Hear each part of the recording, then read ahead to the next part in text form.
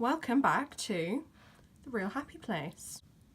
I know, what? I'm actually keeping up with this and making a second video. The topic of today's video is going to be about domesticated animals. Got my dog-themed tea here.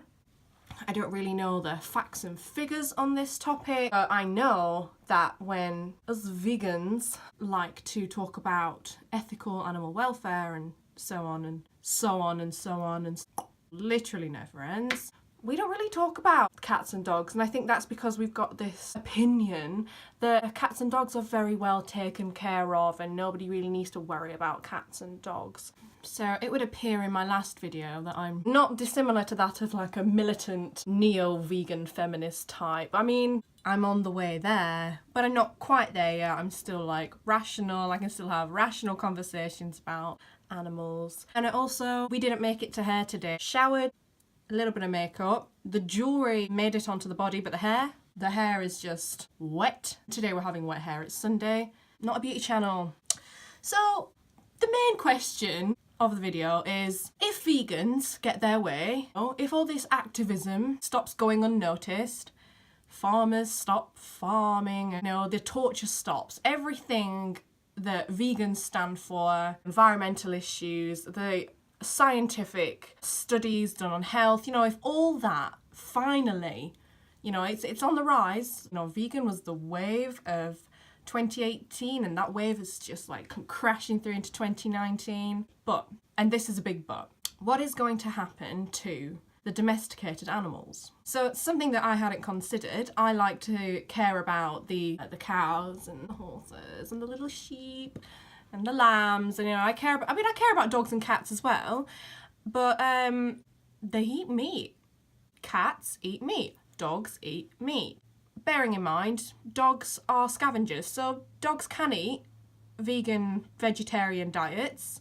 I don't really know or have seen many studies on long-term effects on dogs on vegan and vegetarian diets, but it can be done. Cats, on the other hand, cats need protein in meat for vision. They need taurine, they need meat. I kind of opened this up for discussion with a couple of people yesterday and today. So a lot of dog food is the meat that is in dog food, I think. I don't actually know. It's like the waste that humans don't eat. Pig's ears, chicken feet. Humans were not all about the chicken feet. But there's been this huge rise in feeding dogs a raw food, a raw meat diet. That's human grade meat. And actually my own family who are vegetarian feed their dogs raw meat. So I did a little bit of research on this, and this video is going to be me doing research on cue. This is going to be part 1. So when I know a little bit more about this, I'll do part 2. Let me just read you an article right now. Pet food is now estimated to be responsible for 1/4 of the environmental impacts on meat production in terms of the use of land, water, fossil fuels, phosphates and pesticides. And this new trend for raw food is, environmentally speaking, a step backwards. So there is a process going on at the moment where a company is working on lab-grown meat. Health aside, science aside, humans are going to want lab-grown meat too. And are we going to be able to sustain that? If factory farming was just wiped out, are there enough resources and enough labs and technology enabled to meet that demand for meat? Meet the demand. This is what kind of caught my eye on this. Can eco-conscious cats and dogs survive on a vegan diet? Cats are obligate carnivores, which means a lot of what they need comes from meat, whereas dogs are scavengers and have genes so that they can digest starch.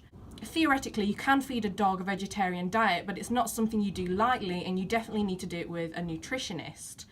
Can you afford that? And a lot of what cats need is actually found in animal protein. So the food would have to be supplemented, and it has to be enough nutritionally for the animals to survive. However, cats really need the amino acids, which are carnitine and taurine, in their food. They're important for vision, the heart and the immune system, among other things. And a lack of all of them can cause all kinds of problems. And we can easily get the right nutrition into cats and into dogs. And because dogs are just like greedy as hell, they will just eat it. But cats, you ever heard of a picky cat? Because I sure as hell have. Cats are free spirits. If a cat does something wrong in the world, it can't be blamed for it because a cat is a free spirit. You know, if a cat kills a baby, the cat is a free spirit. It's unfortunately, it is what it is. Right, any cat owners out there ever tried to force a cat to eat something it doesn't want to eat? No, cats are sassy. My worry then turns to, if you can't get cats to eat the nutritionally balanced vegan diet that you have chosen for them, what's gonna happen to your cats? So, you've done it. You've taken the plunge. You and your family have decided to go vegan for the animals, vegan for the planet, vegan for your health. Good for you. I respect that. But you're still feeding meat to your animals. So you're still directly contributing to the meat industry. Does that bother you? That's a question I want to know. Does that bother you? You know, when we were wandering out of the butchers the other day with like armfuls of chicken carcasses, I was thinking, I wonder if this bothers my mum. Being a vegetarian, being very eco-friendly, you know, using all kinds of reusable cloths and straws, and she's still directly contributing to the meat industry. You can explain that to the dog. The dog's gonna be happy that you're speaking to it. Great. Dogs, happy creatures.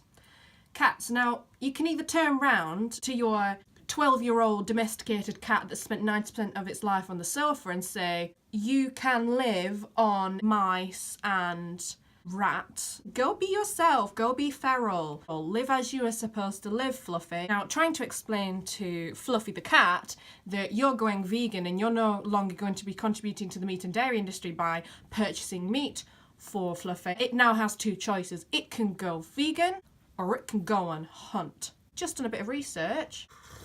There does seem to be an answer. Insects, not appetizing to Western humans, not appetizing to me, but if I knew that I needed them in my diet, I would just deal with it. I mean, I eat raw broccoli, so I mean, I'm not devouring that either. Crickets could serve as a main meal. They are high in iron and omega-3 oils and vitamin B12. We all need vitamin B12. However, it's a complete animal protein, so there isn't a deficiency, meaning it would be a suitable daily food. There is also a supply issue. Obviously, this would be the issue with lab-grown meat as well. The scale of veganism rising. Are the lab technologies, are they rising at the same speed? So that's it. This is a topic I want to open for discussion.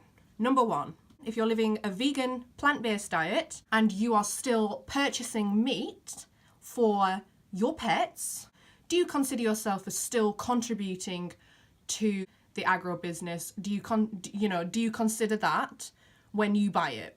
Is there a bit of an ethical problem there? Number two, do you think that feeding dogs a vegan diet is the way forward? Do you think there's been enough studies done on this? Number three, what are we going to do about cats? We're just going to release them into the wild and be like, go be feral, you do you, boo, live your best life. Really don't know the answers here. I know some facts, I know some figures. Articles can be biased. I don't have an opinion on this, I'm just asking the question. And I have another question. What about zoo animals? What about all those endangered species that live on meat also? We're going to feed the tigers. Maybe that's a stupid question. Maybe there is a direct answer for that. I don't know the answer for that either. Well, I'm going to put the link to the information that I find in the description box. I'll do a bit more research. Let's try and open a discussion on this. If you feel so inclined and you'd like to be part of open topic discussions, like and subscribe. This channel is just like sitting here, free for everybody. So yeah, see you in the next video. Super cute, right?